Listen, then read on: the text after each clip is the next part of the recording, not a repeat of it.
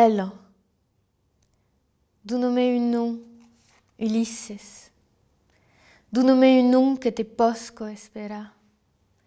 Serai aqui, e haurà lo miral, e parlarem de tu e eu, e l'altro al dedin del miral. La ragionerai aqui, sempre de galis, al ras d'un ocadiero, al biais des aucels. Am la dulu di ma queiso, per me pa perdere da quel costat del miral. Lu mati portarai mus pendent d'Aurelios.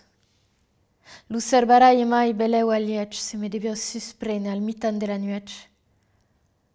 Ma sei pa de nu, cusi saupre, calo, d'entrelo, uieu belio.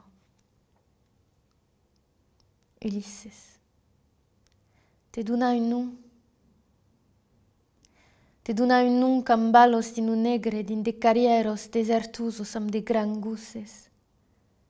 Te dona un nom cambas a la ribiero entengudo de nuec, cius lunaut sulel, en innura lus homes que se sun perduts en te cresenza zi. T'offrirai dirances. E per lu spela un cutel pa mai gran che lu pusse, un cutel d'ivori qu'aurai raubat aprep la battaglio, lu present d'un defu a un altro fenno, e ti calderà pensa a elo, a sus lenzols fred, al trauc din sapoccio alla plasso del cutel. T'offrirai di bruts d'erbos qu'aurai serbat lunten ciuma solo, che crei sun aquí un repauso en lus cosses, e sequilion, come des sentinelos, al qui te pun un s'acabo la fugida. Aquel livre è un moment de reconciliació entre la poesia e el teatre, ce que és l'origine de la poesia.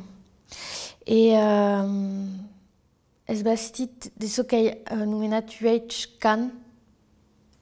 Beleu che hi ha una picciota referència trobadoresca. E met en scène aquel home que se dis Ulisses, sa que là, aquò pren plaça abans que el primer poeta, Homer, ha creat lo mite. Donc és un mena de prequel de l'Odissea. E donc aquel fenno és pas nomenado justament perquè és pa Penelope, que Penelope és inventado. E aquí, voilà, s'agis de cavar un pau din l'encop l'humanitat, la fragilitat e universalitat d'Ulisses. Penso del mateix se ditu Pour que chantent les salamandres. Le titre est en français, c'est que là c'est bilingue, tabé. Voilà, que c'est plat différent, que c'est composé d'un premier poème qui prend la première unité del livre, que se dit Solstici lubram de Janus, et que c'est une célébration pagane del solstici d'estiu. Et la seconde part qui fait écho al titre et que dansent les faunes, qui sont voilà, poèmes qui est écrit al final del thème. Mais din solstici, comme dit aquel livre, es veritat que sui mai daise c'est comme une architecture d'une écriture, c'est-à-dire que c'est legis comme un roman ou comme le théâtre de la première ou à la dernière pagine. Souvent, une recueil poétique, c'est pas du bruit comme on voulait, et voilà, mais à quoi fonctionne pas. Pensi que se scrivi de poesie és perquè hi ha agachat un milierat de cop Orfeu de Cocteau, que per ell és un des premiers grands videopoèmes et qui m'a pla influençat le cinéma de Cocteau.